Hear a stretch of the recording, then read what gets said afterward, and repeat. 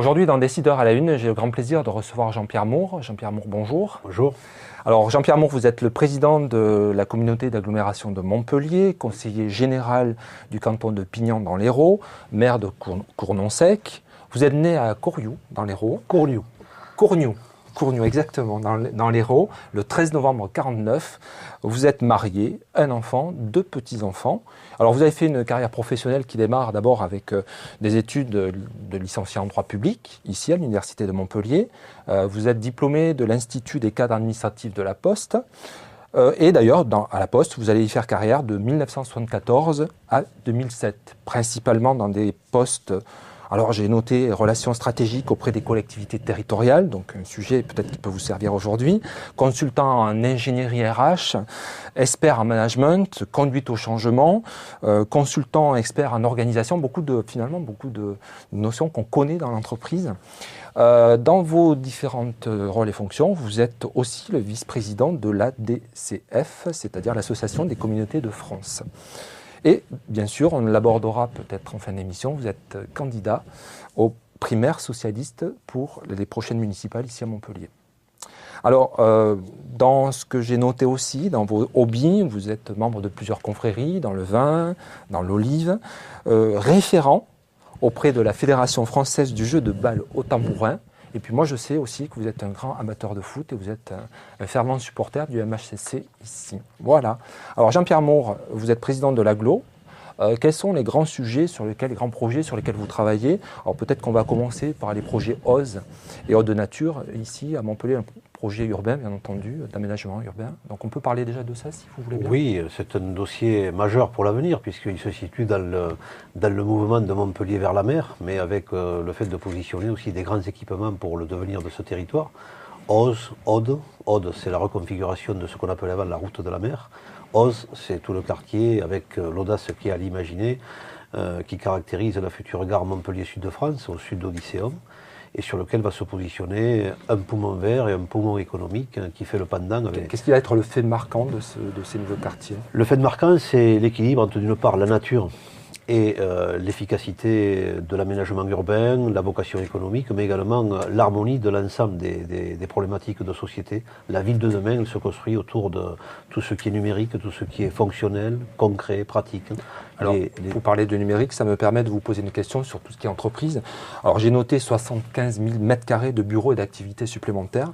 Il y a encore de la place pour de tels projets au niveau de l'aménagement et de bureaux à Montpellier? Alors, il y a de la place dans le cadre des aménagements dont je viens d'indiquer des lieux stratégiques. C'est d'autant plus déterminant que Montpellier a un potentiel. Aujourd'hui, il est important, il est déterminant de faire en sorte que les start-up, la recherche, intègrent le dispositif du tissu économique qu'il faut mobiliser, qu'il faut conforter. Et ça se fait avec une attractivité, ça se fait également avec l'accueil de grands comptes, ça se fait également avec un savoir-faire croisé entre les différentes entreprises qui sont un peu le socle dont un territoire a besoin. C'est un territoire sur lequel il y a de l'activité, donc de l'emploi, donc des métiers différents. Donc là, vous avez un petit peu abordé le sujet, mais quelles sont les entreprises recherchées par vos équipes en vue de leur installation dans ces nouveaux quartiers? Ce qui est recherché, c'est ceux qui se situent dans les nouvelles technologies, dans l'innovation, la capacité à Montpellier de porter toujours ces dossiers économiques qui sont un peu un défi pour l'avenir, à les situer en avant-garde, de manière à attirer ici le maximum d'efficacité, de renommée également. Vous avez le secteur de la santé, vous avez le secteur des biotechnologies, vous avez le secteur de l'eau qui est très porteur également, le secteur de l'agronomie, nous sommes au pôle mondial, tout ce qui est autour des pôles de compétitivité, mais également irriguer, densifier le tissu de l'économie de premier niveau, qui est celle par exemple du bâtiment, qui est celle également de l'aménagement de l'espace avec l'équilibre entre les équipements culturels, les grandes infrastructures publiques, culturelles, sportives. Une date, le projet nous amène à quel horizon? C'est demain, c'est 2017. Oui, 2017, gare TGV. Alors Montpellier Agglomération a défini aussi son nouveau programme local de l'habitat, qui couvrira la période 2013-2018, 5000 logements de plus. Comment on arrive et notamment de l'habitat social, puisqu'il y a 30% de logements sociaux, comment on arrive à convaincre les communes de l'agglomération d'aller vers ces objectifs qui sont quand même ambitieux à l'heure actuelle? Mais ça passe par beaucoup de confiance. La confiance, ça passe par la concertation, la vraie concertation, celle qui répartit sur un territoire les enjeux à porter ensemble. On peut mieux faire ensemble que ce qu'on ne peut faire seul. Donc à partir de là, il y a un développement démographique qui est important. 6 000 habitants qui arrivent sur le territoire de l'agglomération de Montpellier. La ville de Montpellier, qui dans le temps était la seule, par exemple, à faire du logement social, aujourd'hui on l'a réparti sur tout le territoire. 50% ville de Montpellier, 50% des autres collectivités. Et puis une palette qui est ouverte, une palette qui monte le logement social de 25 à 30%. 75% de la population est éligible. 20% pour l'accession à la propriété abordable. 10% pour tout ce qui concerne des publics spécifiques comme les étudiants, les personnes, disons. Donc confiant par rapport à ces objectifs. Oui, dans la mesure où il s'agit de relever effectivement un défi qui n'est pas facile à mettre en place, mais nous avons cette forte volonté et puis je pense que nous y arrivons. Alors Jean-Pierre Moore, un autre grand dossier, puisque c'est la ligne 5 du tramway qui va arriver. Donc aujourd'hui, l'appel à concours est lancé, notamment pour les architectes, où il va être lancé. Alors j'ai vu notamment qu'il y avait aussi des locaux qui pouvaient être prétendants à la signature, parce que bon, on a... Oui, vous savez, Dirosa, hein, c'est ça Oui, on est dans une consultation où on a ouvert à 5 entreprises, 5 consultants qui se proposent d'accéder au concours. Actuellement, la procédure est en cours. Cette ligne 5, elle termine sa phase de concertation, puisque l'enquête publique vient de se terminer. J'attends les conclusions des commissaires enquêteurs. Il y a eu beaucoup d'interventions, beaucoup de propositions. Et c'est heureux, et c'est sain. L'enquête publique, elle doit faciliter l'expression des gens. À partir de là, on en tirera les conséquences de manière à ce qu'on ait la DUP, déclaration d'utilité publique en fin d'année, et ensuite les travaux démarreront en fin d'année. Très bien. Et avec la 5e ligne, on réalise l'étoile ferroviaire dont était privé Montpellier depuis des décennies. Très bien. Alors, une marque pour promouvoir l'économie locale, c'est une marque qui a fait beaucoup parler d'elle, Montpellier Unlimited. On en est où aujourd'hui, au bout de 8 mois de lancement de cette marque? Cette marque, elle a fait parler d'elle. C'était fait pour ça aussi. C'était fait pour ça. Mais 4000 chefs d'entreprise le soir, on la lance. Aujourd'hui, 400 ambassadeurs et surtout une gouvernance économique qui a été mise en place, qui autour de la direction qu'assure le président de l'agglomération de Montpellier réunit la chambre de commerce, la chambre des métiers, les pôles de compétitivité, tous les secteurs en pointe, ce qui fait qu'autour de l'université et des partenaires que je viens d'indiquer, il y a une vraie gouvernance économique qui fonctionne. Concrètement, est-ce que vous avez un dossier qui a pu avancer grâce à cette marque? Premier dossier, Subdeco Business School, qui s'implante à côté de la gare TGV, mais également d'autres dossiers en relation avec IBM, avec Intel, avec Dell, avec l'autre jour nous inaugurions les nouveaux locaux de KPMG. Ça veut dire que toutes les forces vives qui amènent de l'économie, qui amènent de la finance, de l'entraînement, du conseil, sont là et regardent sur Montpellier. Et à partir de là, ça permet d'irriguer tout le territoire et de le bonifier. La CFE, c'est l'histoire ancienne? CFE, histoire ancienne.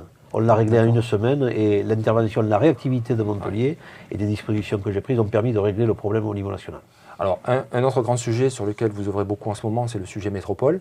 Alors, la Commission des lois préconise aujourd'hui d'augmenter le seuil donc à 700 000 habitants au lieu de 500 000. Ça veut dire en gros que ça exclurait du dispositif Montpellier, mais aussi Rennes, Grenoble, Rouen et Toulon.